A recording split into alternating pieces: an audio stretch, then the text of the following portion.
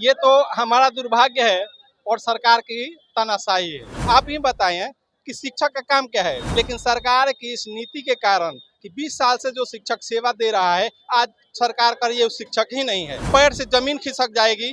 हम इस बार भाषण नहीं देने जा रहे हैं कि हम आपको किसको हराएंगे किसको जिताएंगे, लेकिन ये तय है कि 2024 अविस्मरणीय होगा और नीतीश कुमार को पुनः ये सोचना पड़ेगा कि मैंने क्या गलती की। इसका नतीजा 2024 का चुनाव, 2025 का चुनाव सरकार को निश्चित रूप से भुगतना पड़ेगा।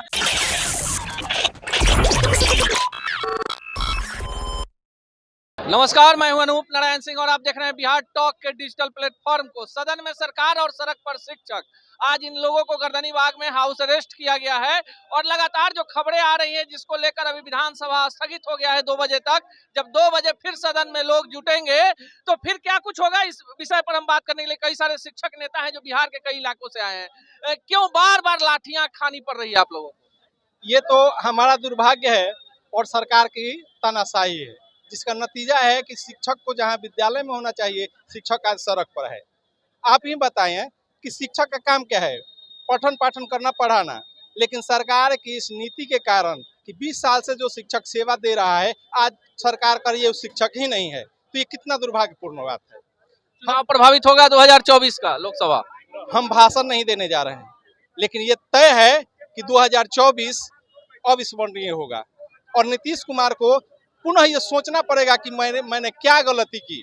पैर से जमीन खिसक जाएगी। हम इस बार भाषण नहीं देने जा रहे हैं कि हम आपको किसको हराएंगे किसको जिताएंगे, लेकिन ये तय है जो हमारा हित सोचेगा हम उसके साथ 100% इस बार जाएंगे। देखिए, जो हित सोचेगा, लगातार आप लोग पटना आ रहे हैं, लगातार लाठी चार्ज हो रहा है। क्या शिक्षकों का यही काम है? शिक्षकों को माना जाता है समाज में अग्रणी भूमिका में है, तो फिर सरकार आप लोग के साथ ऐसा सौतेलापन रवैया क्यों अपना रही है? सरकार बार बार हम लोग के साथ सौतेलापन व्यवहार कर रही है। हम लोगों का काम है सिर्फ पठन पाठन करना, विद्यालय में रहना, बच्चों को शिक्षा देना, लेकिन सरकार के गलत नीति के कारण आज हम लोग रोड पे सदन तक हम लोग पहुंच रहे हैं। हम लोग अपने विधायक का घेरा डालो के अंतर्गत आज हम लोग पटना पहुंचे हुए हैं और आप देख सकते हैं कि बहुत सारे तादाद में बिहार के कोने कोने से शिक्षक आए हुए हैं और उन्हें हर जगह रोकने का प्रयास किया गया है।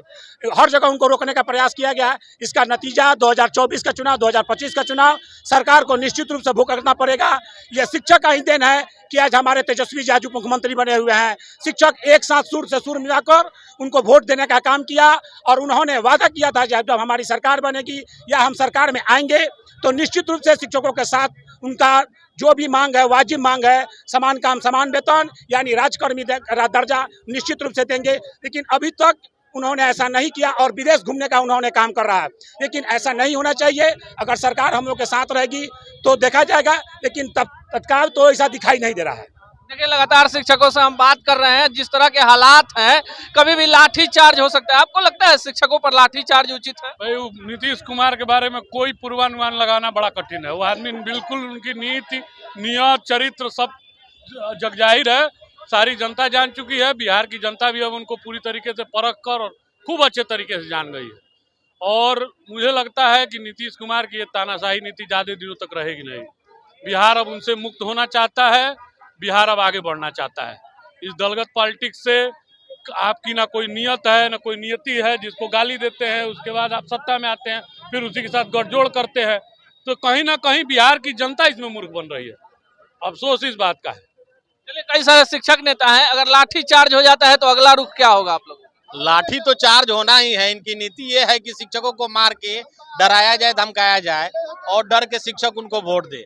अगर लाठी चार्ज होगी तो नीतीश बाबू के पैर के नीचे से जमीन इस बार खिसक जाएगी।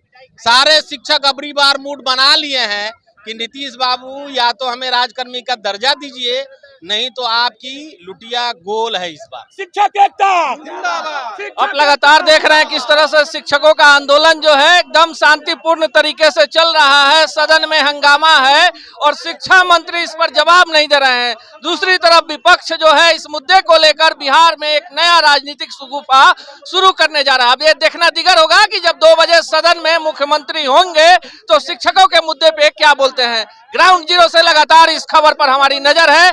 पल पल के खबर से हम आपको अपडेट कराते रहेंगे। ऐसी ही खबरों के लिए जुड़े रहिए बिहार टॉक से। यूट्यूब पर लाइक और सब्सक्राइब करें, बेल आइकन जरूर दबाएं। फेसबुक, ट्विटर और इंस्टा पर फॉलो करें। धन्यवाद।